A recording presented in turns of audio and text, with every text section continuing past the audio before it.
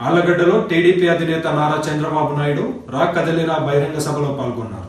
ఈ సందర్భంగా ఆయన ఈ 5 ఏళ్లలో జగన్ చేసిన అన్యాయాల గురించి మాట్లాడారు.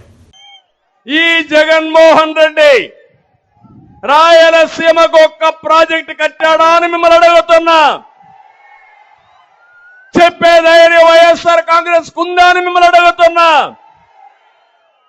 5 సంవత్సరాల ముఖ్యమంత్రిగా 12,450 కోట్ల రూపాయలు తెలుగుదేశం పార్టీ ఖర్చు పెడితే దాంట్లో కనీసం 20% ఖర్చు పెట్టిన ఈ ముఖ్యమంత్రి రాయలసీమను ఉద్ధరిస్తాడా తమ్ముళ్ళు అని మిమ్మల్ని అడుగుతున్నా.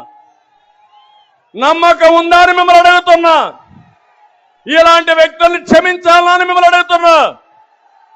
జగన్మోహన్ రెడ్డి రాయలసీమ ద్రోహి అవునా కాదా అని మిమ్మల్ని అడుగుతున్నా. ఈసారి నీళ్లు వచ్చాయా? మీకు వచ్చాయా నీళ్లు? నేనుంటే నీళ్లు రాకుండా ఉండే పరిస్థితి ఉందా అని మిమ్మల్ని అడుగుతున్నా. అదే మన దూరదృష్టి. నేనేం ఆలోచించాను, ఇమ్మీడియట్ గా ముఖ్యమంత్రి అయిన రోజునే రాయలసీమకు నీళ్లు తేవాలని ముచ్చుమర్రి లిఫ్ట్ ఇరిగేషన్లు ఫైనలైజ్ చేశాను. దానివల్ల నీళ్లు కిందికి పోయినా ఆ నీళ్లని లిఫ్ట్ చేసే అవకాశాన్ని కల్పించిన పార్టీ తెలుగుదేశం పార్టీ. ఇంతేకాదు, శ్రీశైలంలో నీళ్లు పొదుపు చేయాలని కృష్ణా డెల్టాకి పట్టసీమ ద్వారా గోదావరి నీళ్లు 120 టీఎంసీ నీళ్లు తీసుకొచ్చాం. ఆ 120 టీఎంసీ నీళ్లు ఎక్కడ పెట్టామంటే శ్రీశైలంలో పెట్టాం. ఆ నీళ్లు ఎవరికి ఇచ్చామంటే రాయలసీమకి ఇచ్చాం. అదే నేను ముఖ్యమంత్రిగా ఉండుంటే అప్పటికే టెండర్లు పిలిచాను. గోదావరి నీళ్లు నాగార్ సాగర్ రైట్ మెయిన్ కెనాల్కి తీసుకురావాలని 250 టీఎంసీ నీళ్లు అక్కడ తెచ్చేవాళ్ళం. అక్కడ నీళ్లు ఇచ్చేవాళ్ళం. ఆ నీళ్లు కూడా శ్రీశైలం ఉండేటివి.